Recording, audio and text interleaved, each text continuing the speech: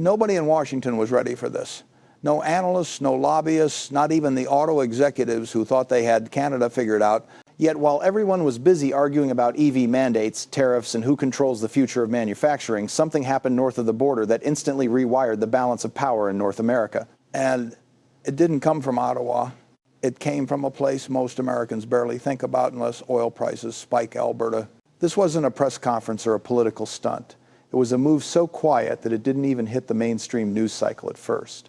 But when it did, industry insiders panicked. Alberta effectively bypassed the federal government and struck a direct path into the U.S. energy bloodstream. A move that stunned economists because it wasn't supposed to be possible. For decades, Ottawa's bureaucracy, environmental rules, and political theater acted like a wall provinces could complain about but never breach. Alberta just walked through it.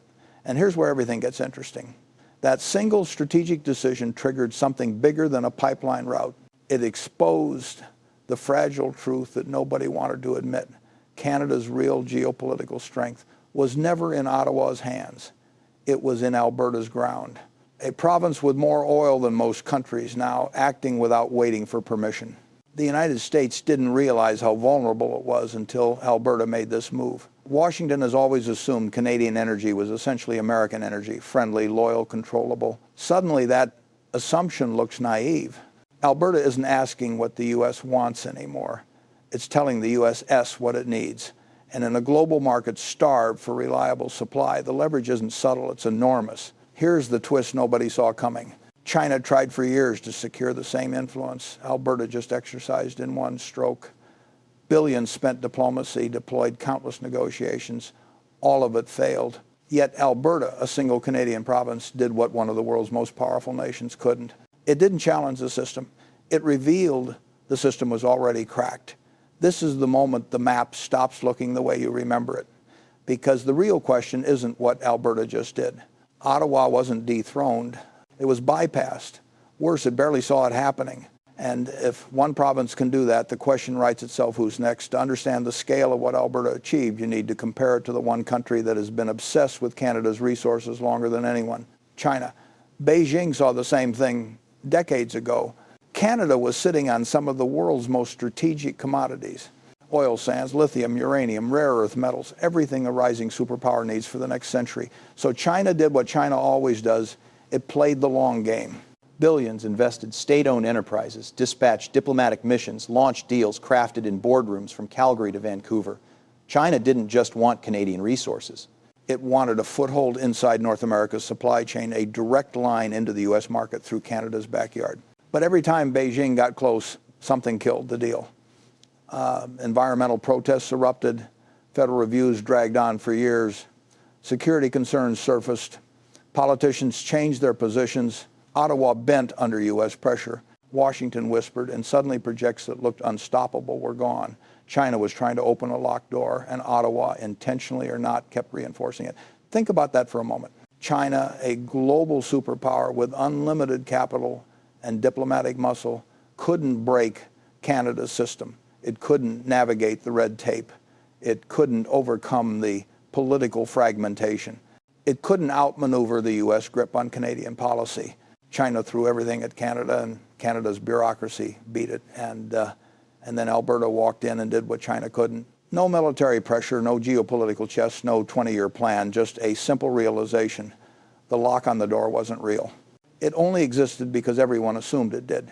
China didn't fail because it lacked resources or strategy. It failed because it believed the myth that Ottawa was in control. Alberta didn't believe that. Alberta tested it, and the moment it did, the entire structure gave way. Beijing is now watching something humiliating. A single North American province achieve more strategic leverage over U.S. energy security. It's what that action unlocks. If one province can sidestep federal power, how many others are thinking the same thing? And if Canada's internal structure isn't as solid as everyone assumed, what does that mean for the United States, whose entire energy strategy depends on a stable neighbor? That's where this story begins, with a quiet revolt, a broken assumption, and a new reality. North America's power isn't shifting. It has shifted. And the people who noticed first are the ones now scrambling to understand how they missed it. For decades, Canada carried a secret weakness that most politicians refused to say out loud. It wasn't the lack of resources, lack of technology, or even lack of global demand. It was something far more embarrassing for a country sitting on oceans of oil, metals, and critical minerals. Canada couldn't get its own wealth to the world. Pipelines stalled, ports blocked, projects delayed. Every time a province tried to industrialize, expand exports, or connect to new markets, Ottawa's rules, environmental reviews, and political posturing slammed the brakes. Canada was like a millionaire locked inside his own house, staring at his riches but unable to reach the front door. This dysfunction didn't just hurt Canada, it fed America. Washington never complained because a Canada trapped behind bureaucracy was a Canada that needed the U.S. A Canada that couldn't ship oil to Asia was a Canada that had no choice but to sell that oil south. Ottawa's weakness was America's advantage. But then Alberta snapped the pattern. It didn't ask for permission. It didn't wait for a committee. It didn't negotiate for years hoping Ottawa's mood would change. It realized something far simpler. Power doesn't belong to whoever writes the rules. Power belongs to whoever doesn't need them. With one decisive move, Alberta broke the bottleneck. And in doing so, it exposed the uncomfortable truth Canadians had ignored for generations. Ottawa never controlled the Canadian economy. It only controlled the provinces that allowed it to. Alberta just publicly ended that illusion. That's why the panic in Washington feels different this time. The United States didn't lose access to Canadian energy and lost the guarantee that it could dictate the terms of that access. A province just rewired the relationship than the world's second largest economy managed in 2 decades. And if China couldn't break Canada's internal weakness, what happens now that Alberta already has? For years, American politicians bragged about energy independence, waving charts and slogans as proof that the U.S. was untouchable. But here's the truth. Almost nobody in Washington has the courage to say out loud the United States is still deeply dependent on other countries. And Canada has quietly become the single most important link in that entire chain. Most Americans don't realize this. They hear the words made in America and assume the oil powering their cars, trucks, and supply chains is born and refined in U.S. soil. But behind the curtain, Canada provides more oil to the United States than Saudi Arabia, Venezuela, and Mexico combined. And that number has only grown.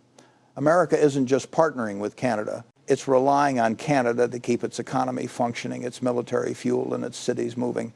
And here's where it gets uncomfortable. When one supplier becomes too important, power shifts. Suddenly the buyer doesn't dictate terms anymore, the supplier does. The USS has been pretending it's still in control, but the balance silently flipped years ago. Canada didn't announce it. There was no warning shot. One energy deal after another quietly moved leverage north. And now America's waking up to a reality it spent decades denying. The U.S. can't simply replace Canadian oil. There isn't a backup plan, no spare pipeline system, no ready-to-go alternative. If Canada changes the terms, slows output, or pivots to another partner, say a rising Asian energy market desperate for resources, America would be exposed in a way the Pentagon and Wall Street are terrified to even imagine. This is no longer an energy partnership. It's becoming an energy dependency, and dependencies always come with consequences. The moment Canada signed that Asia-focused oil deal, phones inside Washington, Houston, and Detroit started buzzing. Executives who once treated Canada like a junior partner suddenly realized something chilling. If Canada isn't automatically aligned with U.S. interests anymore, the entire North American economic order could shift and the U.S. wouldn't be the one calling the shots. Energy is the bloodstream of modern economies. Whoever controls the flow controls the heartbeat. Canada just proved it can redirect that flow and the U.S. can't stop it. That means supply chains get repriced, manufacturing costs recalibrate, interest rates, trade deals, and even military logistics start bending toward the nation that controls the fuel. For decades, American companies assumed Canada needed them. But this deal flipped the script. Now, global buyers are knocking on Canada's door offering better terms, longer contracts, and more respect than you, as automakers or politicians ever showed. Suddenly, it's Canada deciding which customer is worth serving, not the other way around. And here's the part nobody wants to admit. Power isn't about nuke speeches or prestige. Power is the ability to say no and walk away without losing anything. Canada now has that ability. The USS doesn't. This isn't just an oil deal. This is a geopolitical warning shot. If Canada chooses to realign its economic future with Asian nations hungry for resources and ready to invest, then America's long-running dominance over its northern neighbor evaporates. The U.S. loses leverage. It loses certainty. It loses control. The fallout won't be loud. It won't be sudden. It will happen exactly the way Canada likes to operate, quietly, methodically, and permanently. And soon Americans will realize something they were never prepared to face. The world isn't waiting for the United States anymore, but it is starting to line up behind Canada. When the ink dried on Canada's new Asia-focused deal, something unexpected began bubbling under the surface, a political pressure Ottawa has feared for decades. Because when money moves, loyalties shift, and now provinces that were once economically chained to Ottawa's decisions are realizing something dangerous. They don't need permission anymore. They have leverage. Western provinces like Alberta have always resented the federal government's grip over pipelines, carbon taxes, and resource revenues. They felt like the engine of the nation, while Ottawa acted like the driver telling them where to go. But for the first time, Alberta isn't just producing oil. It's becoming a global player with direct access to customers who want its resources more than Ottawa ever appreciated. This is the nightmare scenario for federal leaders. A province discovering it has more in common economically with Tokyo and Seoul than it does with Toronto or Montreal. Because once a province realizes the world needs it, not the other way around, the idea of staying inside a federation begins to look optional. And make no mistake, Ottawa knows what's at stake. Canada isn't held together by sentiment. It's held together by energy revenue. If provinces start believing they could earn more, control more, and negotiate more by stepping slightly or fully away from Ottawa's authority, the country's unity cracks. It won't start with protests. It won't begin with speeches. It will begin with boardrooms and contracts. The quiet realization that the global market values Alberta more than Ottawa ever did. Separation talk goes from fringe fantasy to corporate calculation. That's why Ottawa is terrified. Because once a province holding the fuel that powers the economy starts questioning who really needs who, the map of Canada stops looking permanent. But here's the twist nobody saw coming. The real power shift isn't just between Ottawa, Alberta, and America. It's happening where very few analysts ever look. Inside Indigenous communities now taking equity stakes in pipelines, refineries, and export corridors. For decades, governments and corporations treated Indigenous groups as obstacles, people to negotiate with, compensate, or bypass. But that era is over. Indigenous leaders aren't showing up as protesters anymore. They're showing up as owners. Pipelines once jammed with lawsuits are now green-lit because First Nations are no longer signing permission slips. They're signing profit agreements. They aren't asking for a seat at the table. They're buying the table. And here's why this changes everything. Indigenous communities sit on the land resources must cross. If they own the infrastructure, if they control the routes, if they partner with Asian buyers directly, then Ottawa loses the one weapon it always relied on: regulatory choke points. Indigenous partnerships flip the power structure completely. The U.S. can't bully them. Ottawa can't ignore them, and global investors, especially those in Asia, love them because ownership brings stability, guaranteed access, and long-term contracts. In other words, Indigenous nations are becoming the kingmakers of North American energy. They hold legitimacy, land, and now capital. They can decide who gets access to the resources, at what price, and on whose terms. This isn't a side story. It's the story. The future of Canada's energy dominance won't be shaped in Parliament or corporate towers. It will be shaped on Indigenous land by leaders who are turning centuries of exclusion into the most powerful negotiating position Canada has ever had, and the world has finally realized it. What Alberta has done doesn't just shake Canada and the United States. It reshapes a global energy equation that nations have been trying to solve for decades. Suddenly, a new triangle emerges: Alberta, the United States, and the world's hungry markets in Asia. And each point of this triangle now carries unprecedented leverage. For years, global powers counted on Canada as a predictable energy supplier, but one locked firmly under federal oversight. That predictability was assumed in boardrooms from Beijing to Berlin. Alberta just rewrote that assumption. With direct access to U.S. refineries and the capacity to export elsewhere, the province is no longer a junior partner in global energy. It's a pivot point. China is watching closely, realizing that what it spent decades attempting influencing Ottawa, securing pipeline access, negotiating favorable trade terms, has been done already by a single province. Japan, South Korea, and other industrial powerhouses now see Alberta as the most reliable heavy crude supplier outside OPEC. Europe is quietly taking notes because every disruption in North America affects global markets, and Alberta's move promises stability that the Middle East cannot always guarantee. This triangle is more than economics. It's a statement. Alberta can supply the U.S., maintain strategic partnerships in Asia, and leverage indigenous-backed infrastructure to secure political autonomy. The world no longer moves around Ottawa.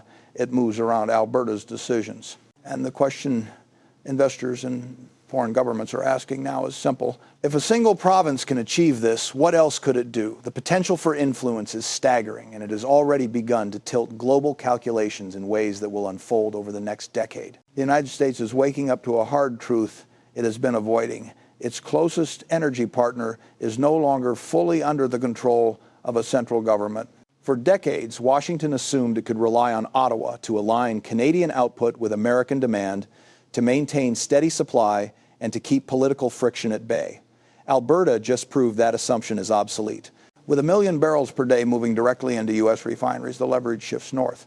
The U.S. no longer dictates terms. It negotiates, it accommodates, and it adjusts. Any disruption, expansion, or rerouting now depends on Alberta's calculations, not federal policy. Energy security, inflation control, and even industrial planning now hinge on a partner that acts independently. And make no mistake, this is strategic leverage, not just economic. Alberta can choose to expand exports, pivot toward Asia, or maintain capacity for U.S. demand. The U.S. doesn't have veto power. It doesn't even have influence over the pace. All it has is access. And that access comes with new conditions defined by a provincial government that finally realized it doesn't need Ottawa to succeed. This is the uncomfortable reality. The United States is exposed in ways it hasn't been since the Cold War. Its own domestic energy policies, which promised self-sufficiency, are only as strong as the decisions made in Edmonton.